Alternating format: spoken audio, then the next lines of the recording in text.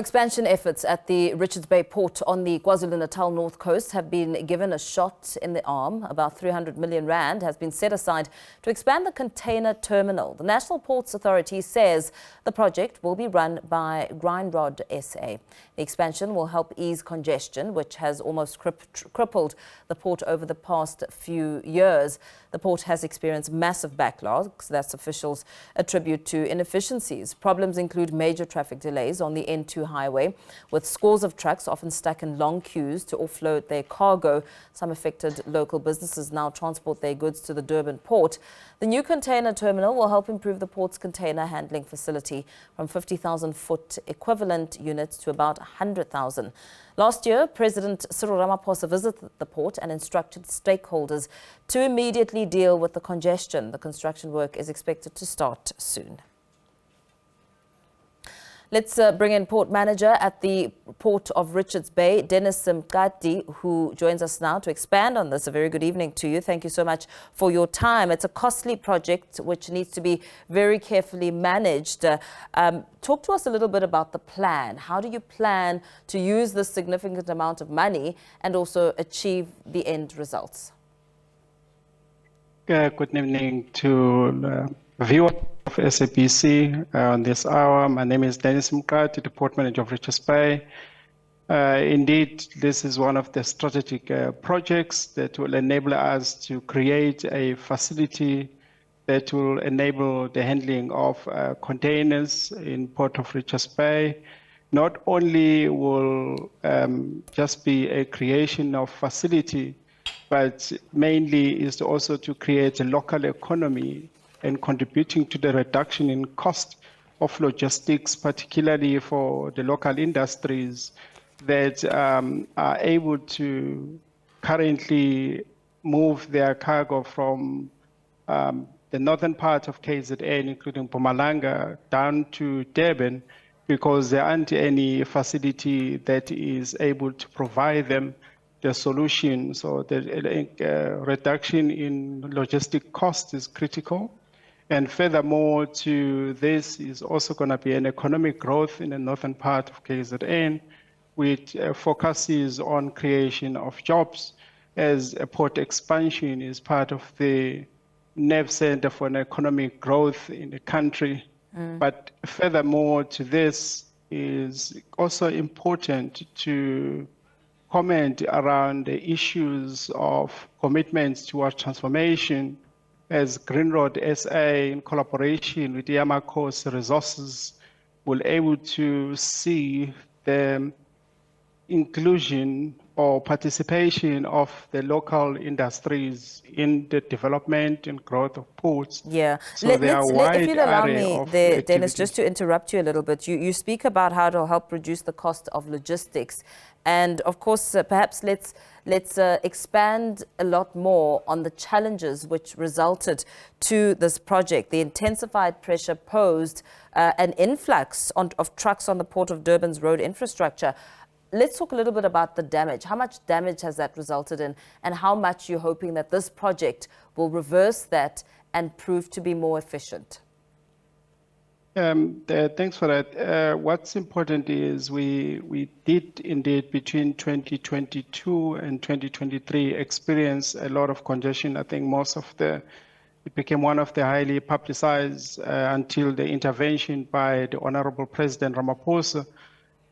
We are looking at ensuring a better planning, because when the terminal starts to operate in 2027, the enhancement in terms of the movement of goods using the trains has actually increased in the last few months. So taking away the cargo from the road to the rail, while we still have them, but they are in a very small amount. And then this project will also be in the same light to ensure that we don't end up with a much more traffic on the roads, and then reducing the cost of doing business, bearing in mind the issue of using of rail is much more beneficial to that of the road. As this project is set to get underway, what kind of traffic management plan have you put in place to assist with redirecting traffic flow during this period?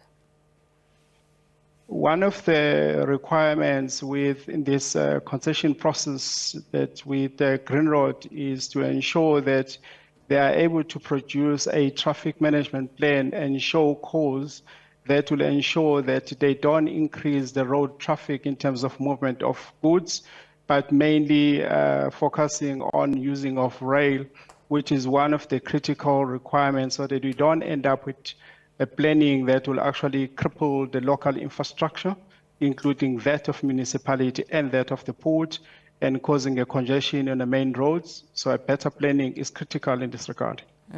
You touched a little bit about the impact on the economy. Of course, we would imagine that this will have a positive impact on the economy, the spin-offs in the region.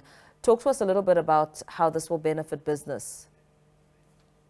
Earlier, I did highlight the parts of the reduced economic or the logistic costs per se.